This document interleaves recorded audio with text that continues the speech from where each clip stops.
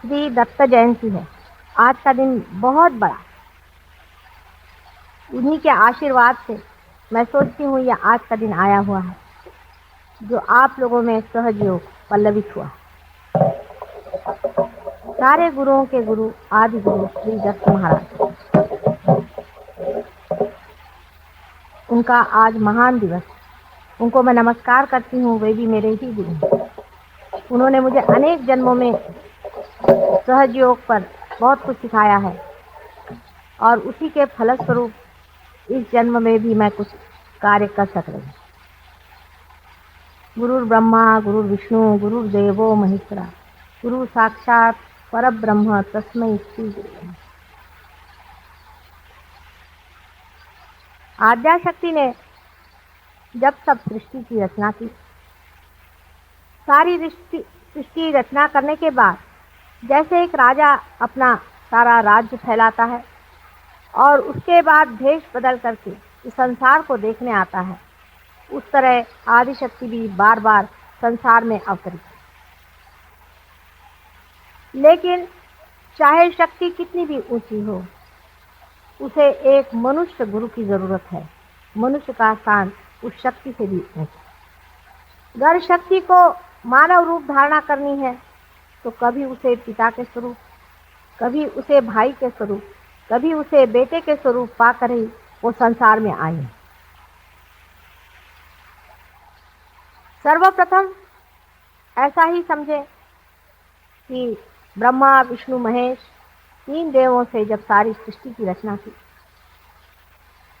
उस वक्त इस संसार में फंसे हुए लोगों को बाहर निकालने का विचार आदिशक्ति के मन में आया कि ये तीन तत्व अगर किसी तरह से एक साथ जुट जाएं और उनमें गणेश जी की बालकता, उनकी अबोधिता, उनका इनोसेंस उतर जाए तो हो सकता है कि एक बहुत बड़ा कार्य करने वाले गुरु इनसे निर्माण हो।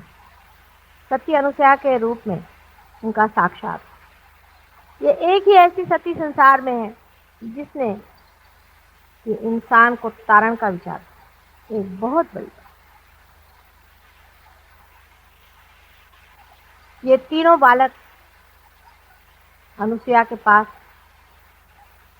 अनुसुया का अर्थ यह है जिसमें असूया नहीं, जो किसी से मत्सर नहीं करता, जो सर्वतः प्रेम होता है, उसमें मत्सर आदि, क्रोध आदि ऐसे नगण्य क्षुद्र विचारों का कहाँ से स्थान है।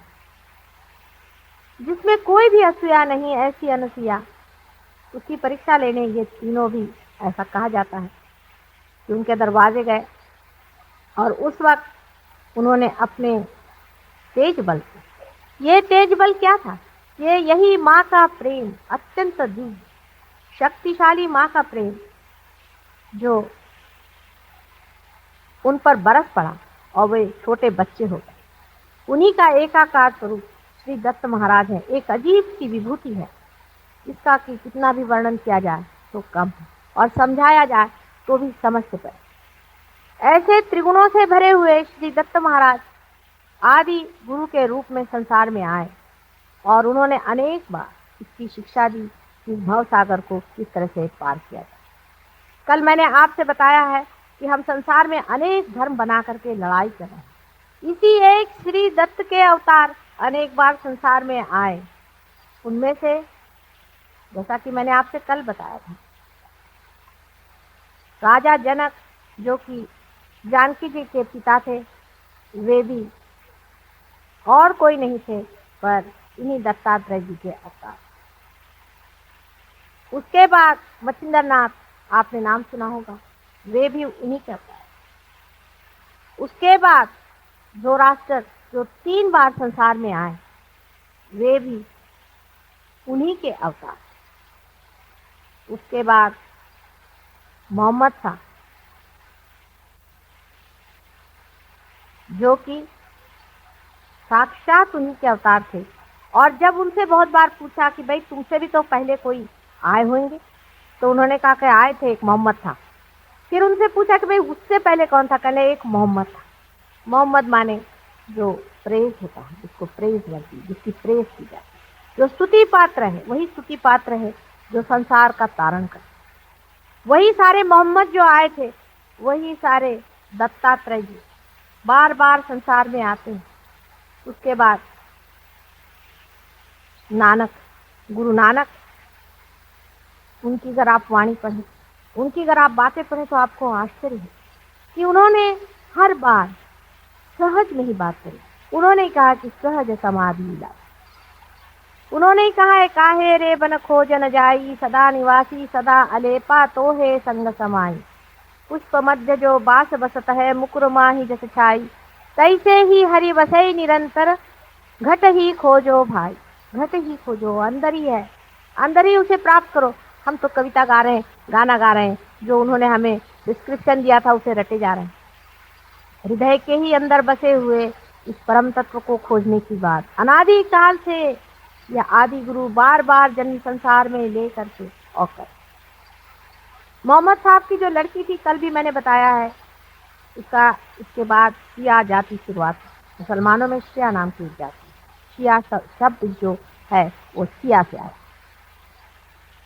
शिया से आया हुआ शब्द शिया हो गया। शिया माने सीता जी। आप अगर यूपी में जाएं तो सीता जी कोई नहीं कहता है, सिया जी सब कहते।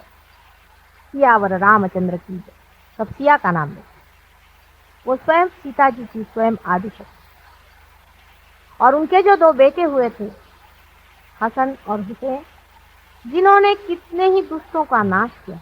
उसके बाद तंग आकर के जब वो भी मर गए, उसके बाद दूसरे जन्म में उन्होंने सोचा कि अहिंसा को प्रस्थापित किया जाए, हिंसा से कुछ काम नहीं बना। एक नया एक्सपेरिमेंट करने के लिए उन्होंने बुद्ध और महावीर के रूप में जन्म।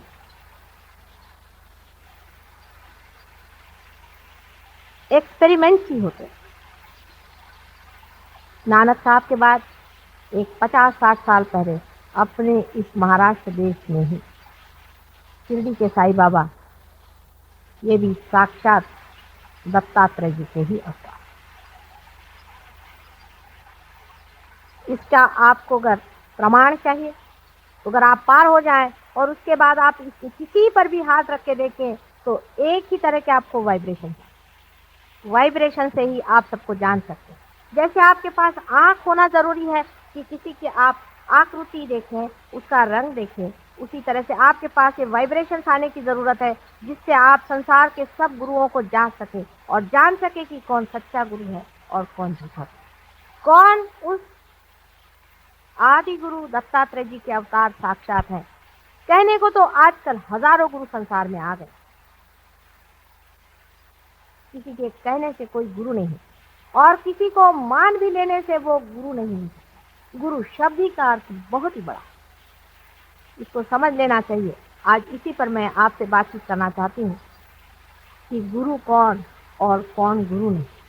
गुरु शब्द का अर्थ ही यह है कि जो हमसे बड़ा है, जो हमसे ऊंचाई पे बैठा हुआ है। जैसे ऊंचाई पे बैठा हुआ पानी अकस्मात नीचे उतर आता, वो अपनी सतह को ढूंढने के लिए, अपनी सतह पे सबको लाने के लिए हमेशा लालायित है। आप पानी को किसी ऊंचाई पे रख दीजिए, वो चाहेगा कि उसी ऊंचाई पे सबको। यही गुरु का अर्थ। ऐसा जो नहीं तो गुरु होने, हमसे ऊंचा वो हर मामले में होना, एक ही मामले में नहीं। इसलिए आजकल जो गलो गली और रत्तो रस्ती हम लोग गुरुओं को मान रहे हैं, उनको याद रखना चाहिए कि गुरुओं की हजारों पहचान। जो गुरु परम तत्व की बात करते हैं वही साक्षात गुरु हैं।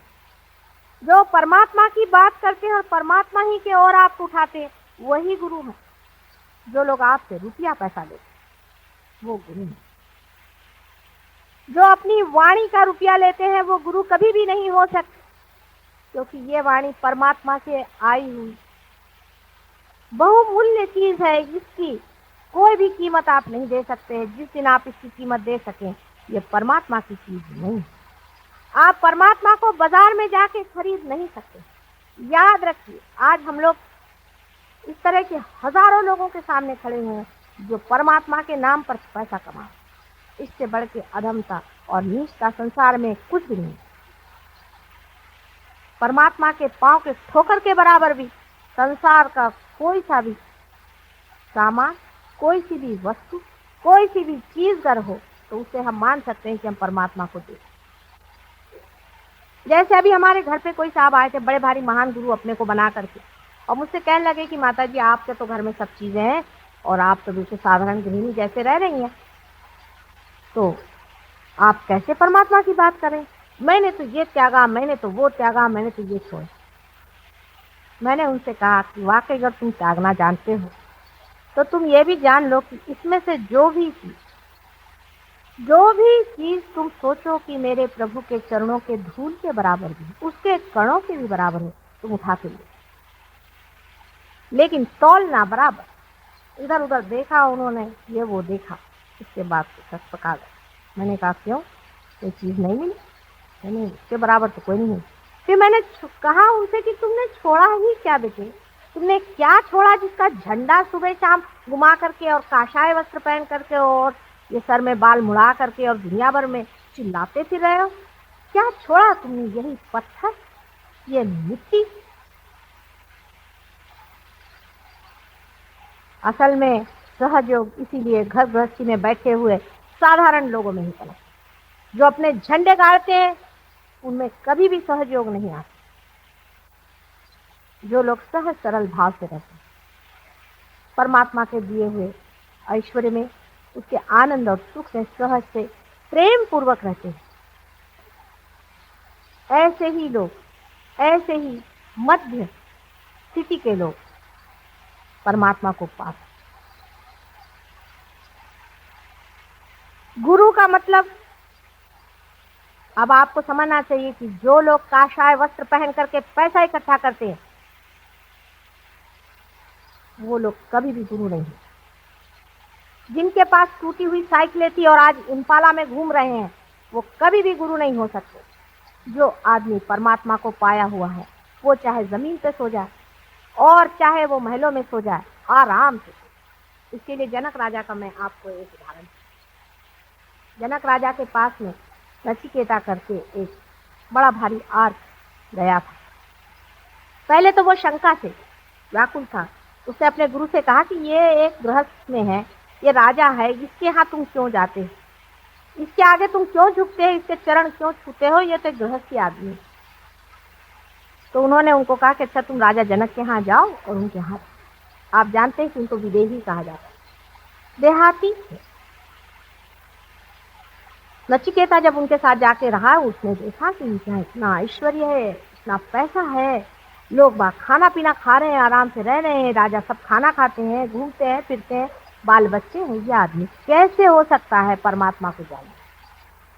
दूसरे दिन उसने कहा कि मैं तो जा रहा हूँ, अभी इसी वक्त मैं चला जा रहा हूँ, मुझे यहाँ रहने का नहीं। कहा अच्छा चलो पहले नहाने तो चलो, नदी पे नहाने जाए। उनको अपने साथ सरजू नदी पर नहाने ले गए। नदी में नहाते वक्त एकदम से किसी ने आके बताया कि हे राजा तेरे तो घर में आग लगी, रजवाड़े में सारी आग लगी हुई। राजा जनक ने कहा कि लगने दो, अभी तो मैं ध्यान में हूँ। हंस के कहा, जरा घबराए। उसके बाद लोगों ने कहा कि सब तुम्हारे घर वाले भाग गए, आग तुम्हारी तरफ आ रही। तो उन्होंने कहा जाने दो, अभी तो मैं ध्यान में। उसके बाद उन्होंने कहा कि अरे भाई आग यहाँ तक आ गई, तुम्हारे जो बाहर आभूषण और वस्त्र पड़े हैं ये भी चले जाएंगे, वहां जो रक्षक थे वो भी भाग गए। तो ये नचिकेत जो अंदर नहा रहे थे उनके एक दो जो कपड़े बाहर पड़े हुए, वो उन्होंने सोचा अगर ये जल जाए तो मेरा क्या हाल होगा, तो भागे बाहर। उन्होंने अपने कपड़े पकड़, तो भी ये ध्यान में मत। जब ये लौट के आए उसको बड़ा आश्चर्य, तो उसने उनसे पूछा कि राजा आपको कोई चिंता नहीं कि आपके कपड़े आदि सब कुछ जल जाते और फिर आप क्या ऐसे ही घूम? तब उन्होंने कहा जो मिथ्या है वो मिटने ही वाला, तो कोई बचाने की जरूरत नहीं, जब तक है रहने दीजिए और नहीं है तो जाने। यही बात। जो गुरु मिथ्या को मिथ्या नहीं समझते हैं उनके पास आप क्या ढूंढने जा रहे हैं? हमारे ससुराल में एक किस्सा है कि एक बार ऐसा हुआ कि कोई बाराती आए और बारातियों ने कहा कि हमारे ये कुछ आप ऐसी व्यवस्था करें कि हम दही बारात खाएं। बारातियों के ज़रा नखरे होते हैं और जाड़े के दिनों में लोगों ने कहा कि भाई इस वक्त दही बड़ा बनाना बहुत मुश्किल है, क्योंकि जाड़े में दही बड़ा शाम के वक्त बनाया नहीं जाता। कब बस हम तो दही बड़ा खाएंगे, अब इसी वक्त लाइए आप दही बड़ा। तो एक बाबा जी वहाँ रहते थे, उनका पता चला।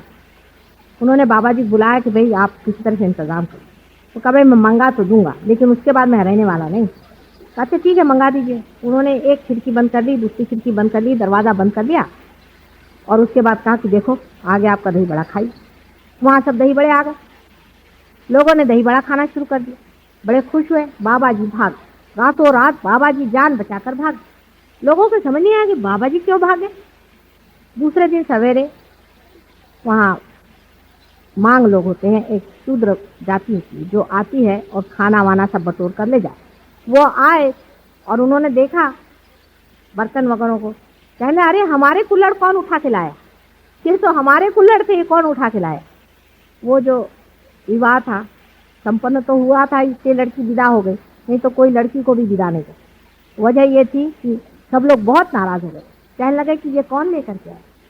हमारे पूर्वजों में समझ लीजिए हमारे पिता के ही थे, लोग इन सब चीजों में विश्वास ही नहीं करते थे। इसे भानामती कहा जाता था महाराष्ट्र में। पहले ऐसी चीजों में कोई भी विश्वास नहीं करता था कि ऊपर से कुछ चीज चली आ गई और उन्होंने दही बड़े खा लिए। अब क्या परमात्मा को कोई और धंधा नहीं दही बड़े खिलाने के सिवा?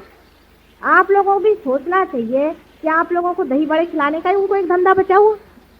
जब आप किसी को इसलिए गुरु बनाते हैं कि वो आपको 200 रुपया पकड़वा देते हैं, मैं कहती हूँ ऐसे ही दाता लोग अगर हैं तो इस देश का इकोनॉमिक प्रॉब्लम ही सॉल्व कर दीजिए, सबको दीजिए। घड़ियां मंगाते हैं स्विट्जरलैंड से बनी हुई, एक भगवान से बनी हुई घड़ी मंगा दें तो मान ले बात। इस चीज को सोच लेना चाहिए कि हम लोग उसी सुप्रीम को पाना चाहते हैं, उसी परम को पाना चाहते हैं।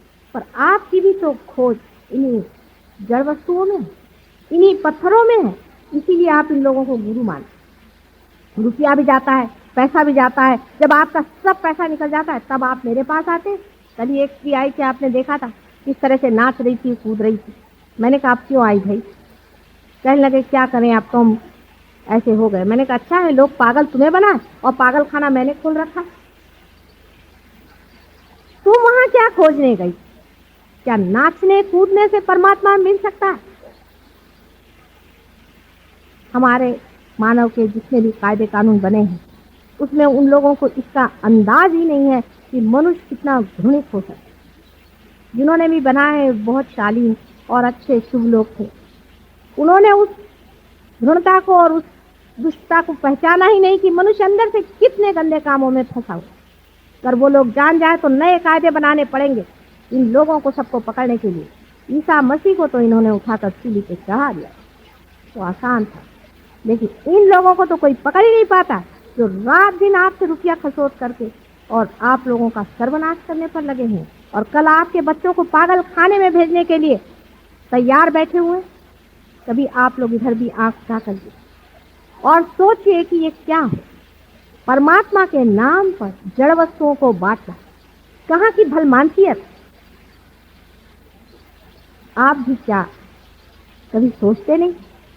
कलयुग में तो मैं सोचती हूँ कि मनुष्य के पास इतनी प्रगल्भ बुद्धि है, इतनी उसके अंदर सूझबूझ है, क्या वो सारी अपनी बुद्धि को बेच खाता है कि वो समझता नहीं कि ये एक तरह का मेस्मरिज्म है और एंटाइटमेंट है, जिसकी वजह से हम ऐसे पागल जैसे उसके पीछे भाग रहे हैं और अपने अंदर झूठे बिल्कुल मिथ्या ही विश्वास अंदर में करके कि हम बड़े शांति में बैठे हुए हैं, अपने से भी भुलावा कर रहे हैं और दूसरों से भी भुलावा कर रहे हैं।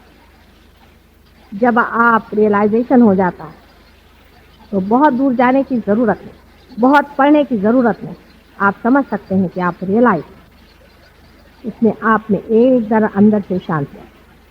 मैं देखती हूँ कि इतने लोगों के गुरु हैं और 30-30, 40-40 साल में हार्ट अटैक आकर के लोग मर जाए। असंभव की बात है। अगर आप में रियलाइजेशन का जरा सा भी तत्व एक बार जाग उठा है तो हार्ट अटैक तो क्या कोई एक्सीडेंट भी होना मुश्किल है। ऐसे ऐसे उदाहरण हमारे अंदर है। एक छोटा सा लड़का अभी परसों बता रहे थे कि ट्रेन से आ रहा था और ट्रेन पूरी उलट गई। जिस डिब्बे में वो बच्चा था उसमें से एक भी आदमी को चोट भी नहीं और वो पार गई। आपके ऊपर देवता मंडराना चाहिए। अगर दिव्य नहीं उतर सकता तो ऐसा रियलाइजेशन क्या। अब हमारे ही लोग आप जानते हैं कितने ही पार हुए हैं, कैंसर तक की करते। कोई विशेष बात है, कोई विशेष हमारे ख्याल से बात नहीं, सिर्फ यही है कि इनको इसमें इंटरेस्ट नहीं है किसी को क्योर करने में। उनको रियलाइजेशन में ही इंटरेस्ट है, क्योंकि जो आनंद आपने पाया है वही आप चाहते हैं कि सब पाए। सहज नहीं है। अगर आपके पास रुपया पैसा है तो आप चाहते हैं कि रुपया पैसा खर्च करें, लोगों को खिला पिलाएं। ऐसे ही रियलाइज सोल भी चाहेगा मन में कि दूसरों की भी जागृति करे और पार करे और कर सकते। अगर आपके अंदर लाइट आई है, उसके लिए कसम लेने की कोई जरूरत नहीं। कस्तूरी का अगर सुगंध आ रहा है तो उसके लिए कोई आपको कसम लेकर कहने की जरूरत नहीं कि यहाँ पे कस्तूरी का सुगंध। लेकिन कस्तूरी की खोज है किस, ये पहले अंदर सोच लीजिए, नहीं तो ऐसे चक्करों में घूमने की कोई जरूरत नहीं। एक साइड में तो हमारे ये लोग हैं जो कि हमारे सबकॉन्शियस से खेल, हमारे जड़ चेतन से, हमारे पास से खेल हैं। मैं ऐसे भी लोगों को जानती हूँ। इस खोज में मैंने बहुत गुरु घंटालों को देखा और सबके मैं हथकंडे जानती हूँ कि ये क्या क्या दशा करते हैं और किस तरह से जन्म जन्मांतर के लिए आपकी कुंडलिनियों का सत्यानाश कर। मैं बहुत से ऐसे लोगों को जानती हूँ जो आपके पिछले जन्म की बातें बताएं, उसी से आप अभिभूत हो जाते। किसी ने कह दिया मैं तुम्हारा पति था। एक स्त्री मेरे पास आई कहने, माता जी मैंने उनको अपना सर्वस्व दे दिया। मैंने कहा क्यों, क्यों लिया तुमने? कहने मेरे से कह रहे थे कि मैं तुम्हारा पति। मैंने कहा तुम्हारा पति? बड़ी पातिव्रत्य है तुम्हें। अगर ऐसा ही पातिव्रत्य है तो जो मर गया पति, उसके लिए तो तुम इतनी मरी जा रहे हो, और जो तुम्हारा पति आज जीवित है उसका क्या हाल है? उसके प्रति कोई पातिव्रत्य नहीं। और ये जो एक पैसा खाऊ वहां बैठा हुआ है, उसको तुमने सारे जेवर दे दिए क्योंकि उससे तुमसे कहा कि वो तुम्हारा पति है। फिर कोई कह रहे थे कि ये साहब हमसे कह रहे थे कि हम भगवान के अवतार, हम परमेश्वर। अरे कोई कहने को अपने देश में किसी को क्या लगता? झूठ बोलने में तो हम लोग पक्के माहिर हैं। कोई सी भी झूठ बोल दीजिए, इसको साइकोलॉजी में स्टिग्माइज्ड पर्सनालिटी है। आप पढ़ेंगे साइकोलॉजी तो आप समझ सकते हैं कि साइकोलॉजिस्ट ने भी इनका पता लगाया है। नहीं लगाया की बात नहीं, बड़े चोर लोग खड़े होकर के जो चाहे तो अंत शंत बकने लग जाते और लोग उसे विश्वास करने लग जाते। ऐसा बाइबल में भी कहा गया है कि ऐसे बहुत से संसार में आए, संभल के रहिए। कहने लगे हम भगवान। अरे भाई भगवान है तो उसकी कोई शक्ति भी तो होती है। एक महाशय जी मुझसे कहने लगे, मैंने उनसे कहा कि आपके पास में इतनी औरतों का जमागत क्यों है भाई? आप दरवाजे बंद बंद करके ये क्या कर रहे हैं? क्योंकि भगवान के नाम पे ये काम क्या कर, क्योंकि किसी स्त्री पर बहुत उन्होंने अत्याचार किया था। मुझे आकर प्राइवेटली बताती। मैंने कहा तुम कोर्ट में जाके बताओ, ये आदमी पकड़ा जाए। उनको हम कोर्ट में कैसे बताएं? हमारे ऊपर आफत आ जाएगी, हमारी इज्जत है, हमारी फैमिली है।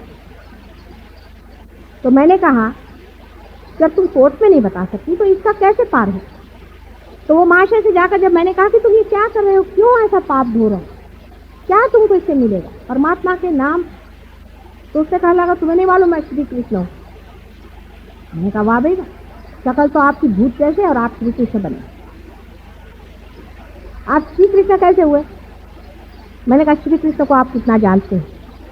जिसने 5 साल की उम्र में कालिया का मर्दन किया था, उसके सर पे चढ़ के वो कहा। और मैंने कहा मैं आपकी दाढ़ी ऐसे नोच लूं तो अभी उठ नहीं सकेंगे। मजाक ही में मैंने कह दिया। बाद में सुना था किसी ने उनकी दाढ़ी आधा घंटा पकड़ी रही थी, वो हिलते रहे वैसे। मैंने तो यही कह दिया। ऐसे श्री कृष्ण पैदा होने लग जाएं। दूसरे साहब कहने लगे कि मैं औरतों को इसलिए नग्न करता हूँ क्योंकि कृष्ण ने औरतों को नग्न किया। बताइए कहाँ की बेवकूफ़ी की बात है। श्री कृष्ण 5 साल की उम्र में बच्चों जैसे उनकी लीला थी, औरतों के साथ में उनको क्या नग्न? और 5 साल का बच्चा, उनसे बहुत गहन अर्थ। वो तो सहज योग क्रीड़ा कर रहे थे। 5 साल के बच्चे के लिए कौन बड़ा और कौन छोटा, उसको सब ये समझता था। 5 साल के भी नहीं थे, उससे भी छोटे थे। तो मैंने उनसे कहा अगर यही बात थी तो काहे के लिए द्वारिका में बैठे हुए वो द्रौपदी के वस्त्रहरण के वक्त में दौड़े गए थे वहां? शंख चक्र गदा पद्म गरुड़ लई सिधारे, क्यों सिधारे? क्यों सिधारे थे? अगर उनको स्त्री की पवित्रता का कोई ख्याल नहीं था तो ये आप जवाब दीजिए। इस पर वो श्री कृष्ण जी चुप हो। कहाँ तो एक उंगली पर गुरु को पकड़ने वाले वो श्री कृष्ण, और आजकल हर एक गली में और बाजार में मिलते हैं, जहाँ जाइए वहाँ एक श्री कृष्ण है, एक शिव जी भगवान। कहाँ शिव जी भगवान, कहाँ श्री कृष्ण? कुछ आपकी बुद्धि बच गई है या नहीं? मुझे कभी कभी बड़ा आश्चर्य। बहुत ही आश्चर्य होता है कि मनुष्य जो कि बुद्धि की इतनी प्रगल्भता में पहुंच गया, जिसको परमात्मा ने सारी ही बुद्धि के आवरण खोल दिए, ऐसे मनुष्य के बुद्धि में धर्म के मामले में इतना पर्दा क्यों? अपने ही देश में नहीं है। इसकी तो बात यह है कि परदेश में भी इस कदर अंधकार। एक वहां योगी जी पहुंचे हुए थे, उनके शिष्य हमसे मिलने आए। वो हमारे सामने आए, देखते क्या उनका आज्ञा चक्र और नाभि चक्र दोनों को गोल घुमा दिया और वो भजन गा रहे हैं। उन्हीं उल्टा घुमाने का मतलब है आदमी जो पागल होता है, अब आप जब पार हो जाए तो आप भी देखिएगा, जब आदमी पागल हो जाता है तो उसका आज्ञा चक्र और नाभि चक्र उल्टा घूमता। ये सब प्रेत सिद्धता, स्मशान सिद्धता हमारे देश में, भारतवर्ष में पुराने जमाने से चली आई। उसके बारे में हमारे यहाँ कोई जानता नहीं है, ऐसी बात नहीं, लेकिन उसकी और ये जरूर है कि आधुनिक शिक्षण व्यवस्था में उधर ध्यान नहीं दिया। इसको मराठी में भी कहते हैं कि करणी। ये जो देवियां एवियां आती हैं किसी के बदन में और हम लोग उनको कुंकू लगाने जाते हैं, उनके अंदर भूत आते हैं, हमें समझ में क्यों नहीं आता। ये सब प्रेत विद्या और स्मशान विद्या है। इसका भी एक बड़ा भारी साइंस है, उस पर भी मैं कभी चाहे तो बताऊंगी आपको, पर आज दत्त महाराज के चरणों में खड़ी हूं। इसको भी जान लेना चाहिए। ये सब महामूर्खता के लक्षण हैं जो हम ऐसे दूसरों के हाथों में अपने को बेच। कम से कम अपनी बुद्धि को सही रखें, थोड़ा सा झटक के सोचें। जब कभी भाषण में आप जाएं तो आप सोचिए कि आदमी बोल क्या रहा है और कर क्या रहा है। इसका बोलना और करना, इसमें अंतर वो कभी भी गुरु हो ही नहीं सकता। इसको आप समझ। अभी हम कहें कि हम ऐसे हैं वैसे हैं और कल हम लपके संसारिक चीजों के पीछे में, तो हम कभी भी वैसे हो नहीं। यानी संसार कोई व्यर्थ की चीज नहीं है, लेकिन साक्षित्व तो कम से कम गुरुओं में आना चाहिए, कम से कम। कुंडलिनी के बारे में भी बहुत से गुरु निकले हैं जिनके बारे में आप मुझे बताना चाहिए।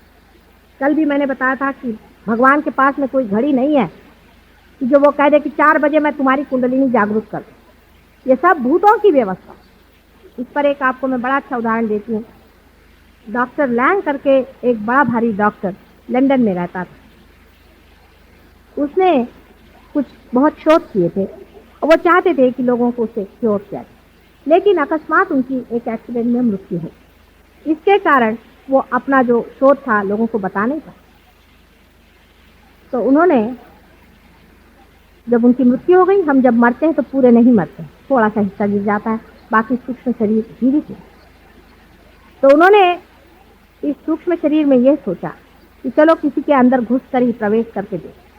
तो एक वियतनाम में एक सोल्जर लड़ रहा था, उसके शरीर में उन्होंने प्रवेश किया और उससे कहा कि तुम मेरे लड़के के पास चलो और उससे ऐसी ऐसी बात बता। अब ये सोचे कि डॉक्टर लैंग को ऐसा ही करना था, तो अपने लड़के के अंदर क्यों नहीं घुसे, क्योंकि जानते थे कि इसके कुछ परिणाम भी।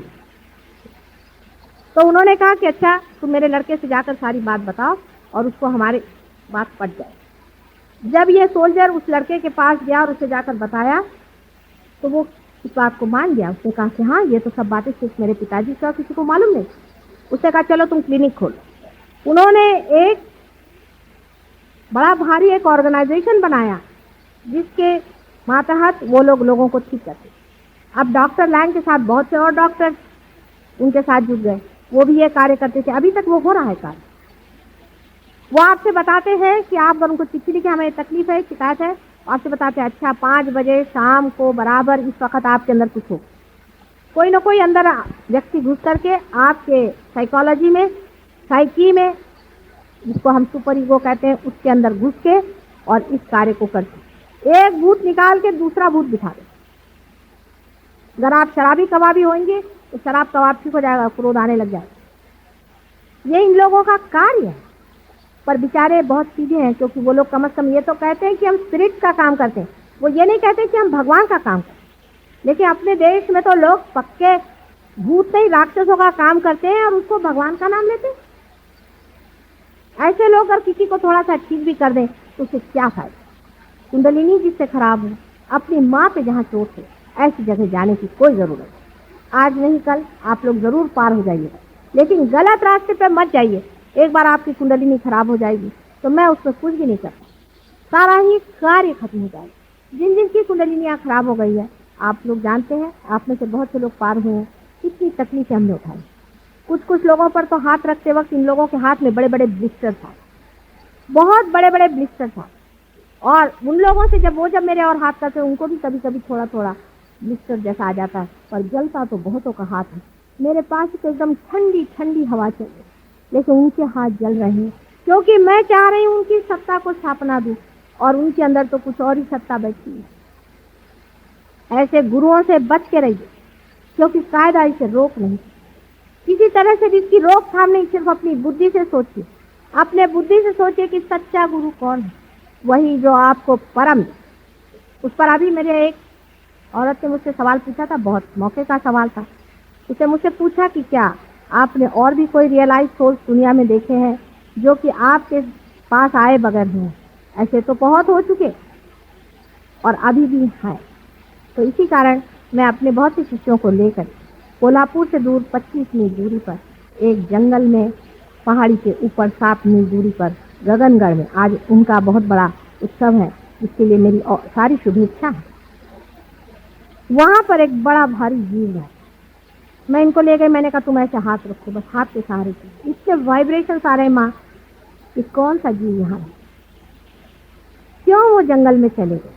ये भी सोचने की बात है, जितने भी बड़े बड़े पहुंचे हुए लोग होते हैं जंगल में रहते। आपने नित्यानंद जी के लिए कहा, जो कि असली में बहुत बड़े पुरुष थे, कि वो अगर कोई भी आता था उनको पत्थर मारते थे और कहते थे भाग जाओ यहाँ से, निकल जाओ। हमारे नागपुर में ताजुद्दीन बाबा थे, उनके लिए भी लोग ऐसा बने। वो तो जंगल में ही रहते थे बेचारे, अब वहाँ आबादी हो गई। क्यों ये लोग जंगल में भाग जाते हैं? उसके 2-4 कारण। अभी आपने देखा होगा, यहाँ छोटे बच्चे बैठे थे, उनके हाथ जल रहे थे, खूब यूं कर रहे। इसी तरह से उनके बदन जलने लगते हैं। बहुत से साधु तो बेचारे पानी में ही रहते हैं, क्योंकि आप लोगों की जो साइकी है, सुपर ईगो है, उसमें बैठे हुए भूत इनको जलाने के लिए लगे, इन भक्तों को सताने के लिए लगे हैं। इसलिए वो जंगल में भाग के खड़े थे, क्योंकि आपको तो पता नहीं आप कर क्या रहे हैं, आपके वाइब्रेशंस आपको समझ कहाँ आते हैं। इसलिए बेचारे जंगलों में जाकर के बैठे हैं कि बाबा बचाओ इन लोग। उनको तारण आरण वो कहाँ से करें? गगनगढ़ के महाराज का ही देखिए, उन्होंने बहुतों को तो ठीक किए, लेकिन क्या है, उनकी उंगलियां टेलीस्कोप के जैसे अंदर चली, पाँव की उंगलियां भी ऐसे अंदर चली गई। बेचारे शेर पर या सिंह पर सवारी करते हैं, उसके बाद अलावा उधर किधर जान। लेकिन जब मैं उनके पास पहुंची, ये लोग मेरे साथ थे, उन्होंने भी देखा, उन्होंने फौरन मुझे पहचाना, कोई शंका ही। उन्होंने आज तक मुझे इस जन्म में नहीं देखा, लेकिन बहुत सालों से मेरे बारे में वो जानते ही थे। उम्र में भी मेरे से बड़े हैं। चले, मैं बहुत सालों से आपका इंतजार करा था माँ, आज हमारा कितना भाग्य कि आप पधारे।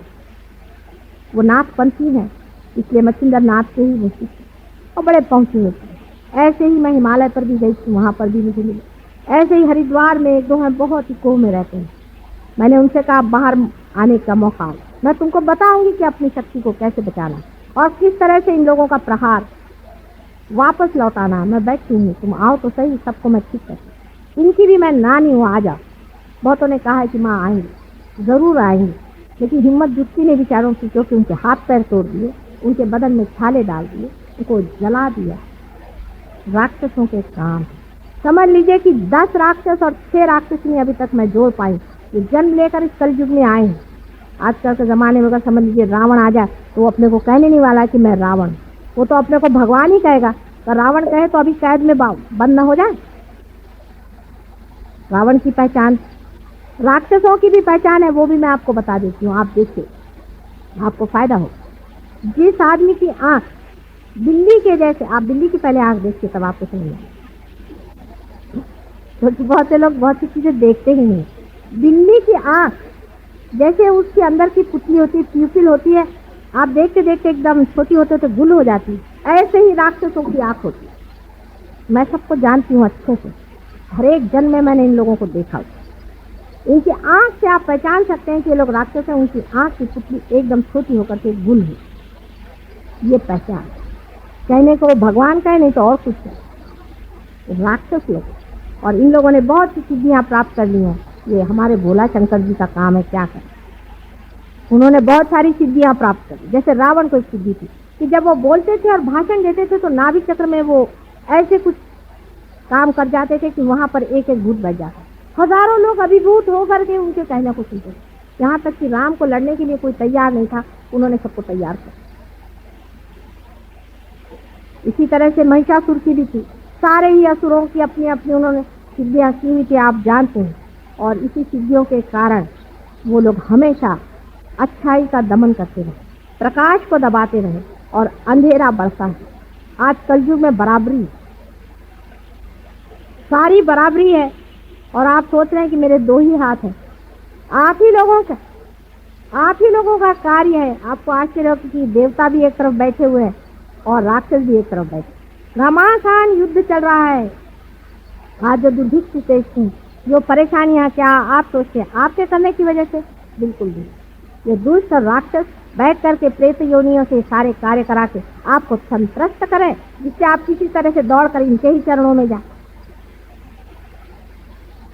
ये सब इन्हीं का कार्य। और अगर इन लोगों को हटाना है तो अपने अपने अंदर में जोत जलानी है। अगर इसको प्रकाशित करना है तो सबको अपने अंदर एक एक दीप जलाना। आप स्वयं एक दीप छोड़े। और आश्चर्य तो यह है कि इस वक्त परमात्मा भी यही चाहता है कि मनुष्य ही तेज जाए, मनुष्य ही कार्य करे, मनुष्य ही वो परमात्मा स्वरूप को जाए। और जिसको हम अति मानुष कहते हैं, जिसे हम सुपरमैन कहते हैं, उसकी स्थापना है। एक नया डायमेंशन आपके अंदर आने वाला है। सिर्फ यह है कि उसको लेना सीखे, उसको पाना सीखे। बुद्धि के कसौटी पर इसे अभी उतारा नहीं जा सकता, क्योंकि अगर बुद्धि से आप समझना चाहें तो आपको सिर्फ मेरा हाथ ही दिखाई दे रहा है। इसके अंदर से बहने वाले अव्यक्त धाराएं नहीं दिखाई दे। जो लोग बहुत बड़े पंडित हैं वो लोग चाहें तो कबीरदास को पढ़ें, नानक जी को पढ़ें, हो सके तो आदि शंकराचार्य को पढ़ें, वो तो सबसे बढ़िया। आदि शंकराचार्य को अगर पढ़ें तो आप समझ सकते हैं मैं किस चैतन्य लहरियों की बातें कर रहे हैं। कुंडलिनी पर अभी तक मुझे कोई भी ऐसा दिखाई नहीं दिया जिसने व्यवस्थित रूप से कुछ कहा या समझा ही। थोड़ा थोड़ा ज्ञान हो जाने से ही कभी कभी बड़ा भारी भयंकर अनर्थ होता। ऐसा ही अनर्थ कुंडलिनी के बारे में भी आज तक होता रहा ही हो। नहीं तो इस तरह की विचित्र बातें न जाने किस समझ से इन लोगों ने लिखी है। लेकिन तो भी मनुष्य की दृष्टा स्थिति इतनी ऊंची है, जैसे देवी भागवत आप पढ़े, मार्कंडेय स्वामी की सप्तशती आप पढ़े, आपको आश्चर्य होगा कि कितनी गहराई से, कितनी छोटे छोटे डिटेल्स में उन्होंने इस चीज को जाना। असल में जब तक आपका रियलाइजेशन नहीं होता तब तक सभी कुछ करना व्यर्थ। कृष्ण ने भी यही कहा था कि पहले उसको अंदर ही पालो। लेकिन समझने वाले ने समझा नहीं। वो पहले अंदर पालो, फिर कहते बाहर तुम लड़ने जाओ। उनका मतलब था तुम साक्षी हो जाओ। साक्षी होने के बाद तुमसे हो रहा है अकर्म, चला जा रहा है, आप कुछ करते ही नहीं। वो ईगो ही खत्म हो गया, वो सुपर ईगो ही खत्म हो गया जो करता है। करने ही वाला टूट जाएगा। ये वो कह रहे थे, लेकिन जब माना नहीं तो वो तो डिप्लोमैट थे, राजकारणी थे। कृष्ण की भी अपनी एक तरह के गुरुत्व है। उनका गुरुत्व बड़ा मजेदार है, बड़े भारी राजकारणी थे। इसको मैं कहती थी एब्सोल्यूट प्योर पॉलिटिशियन।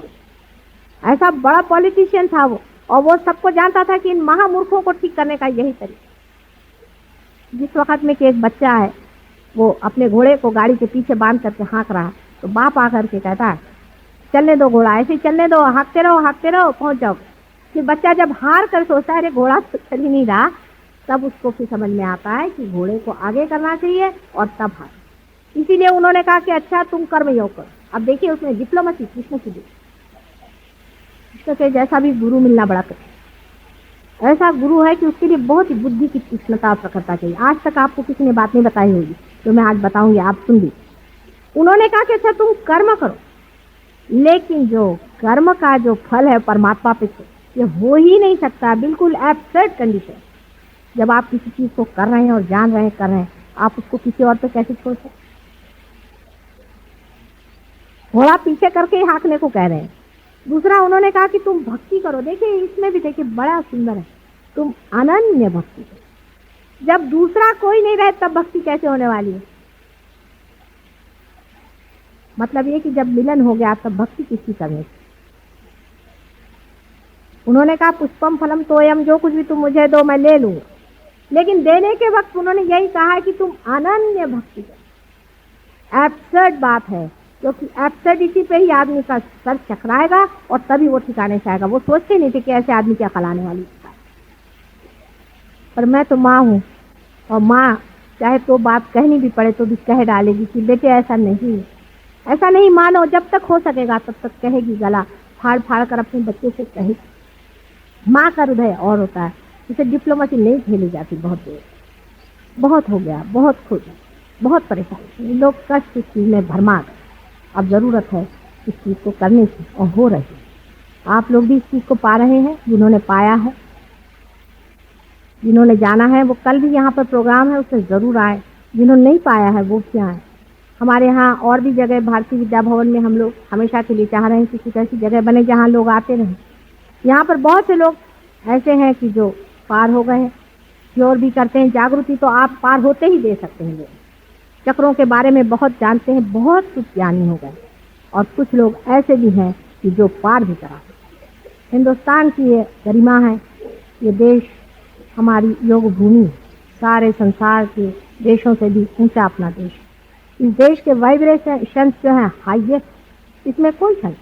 और सारे ही संसार की रीढ़ की हड्डी ही अपना देश है, और इसी में कुंडलिनी का स्थान है, जो सारे ही संसार को एक दिन ठीक कर सकती है। पर अभी तो सारे ही चक्र हमारे पकड़े। कुंडलिनी की गति ही मुश्किल हो रही है। आप अगर अपने अपने चक्र छुड़ा लें तो हो सकता है कि इसी देश में से ही वो संदेश बाहर जा सके, जिससे कि सारा संसार बदल करके एक दूसरे रास्ते पर आकर खड़ा होगा। यहाँ सत्ययुग का ही आवाहन है, और सत्ययुग भी आने वाला। ये सत्ययुग के आने की बात है, लेकिन अब यह आपकी स्वतंत्रता और आपकी सत्ता पे छोड़ा गया है कि आप चाहें तो इसे ले या संहार की ओर जाए। ऐसे ही कैंसर जैसे हो और युद्ध जैसी बातें, ये सब हमारे संसार को खत्म करेगी। अगर आप लोग चाहें तो इसे ले सकते हैं और संसार को उजियारा में डाल सकते हैं, और नहीं तो अंधकार आकर के परमात्मा चाहे हजारों सृष्टियां बना सकता है। एक एक्सपेरिमेंट फेल हो गया, ऐसा ही हो सकेगा। अब यह आखिरी ही कूदना है, इसमें देखना है कितने लोग अपने को लगाते हैं। बहुत बहुत आप सबका धन्यवाद। 3 दिन का सेमिनार बहुत प्रेम पूर्वक हुआ, और बहुत लोगों ने इस प्रेम को स्वीकार किया। इसलिए एक माँ के नाते मैं आप सबका बहुत बहुत धन्यवाद मानती हूँ। वैसे ही हमारे बहुत से बच्चों ने बड़ी रात दिन मेहनत करके और औरों को तारण करने के लिए इतनी मेहनत की है, और इसी तरह से करते रहे। ऐसे ही उनको आशीर्वाद देकर, आप सबको मेरे प्रेम का आशीर्वाद देकर मैं आपसे विदा।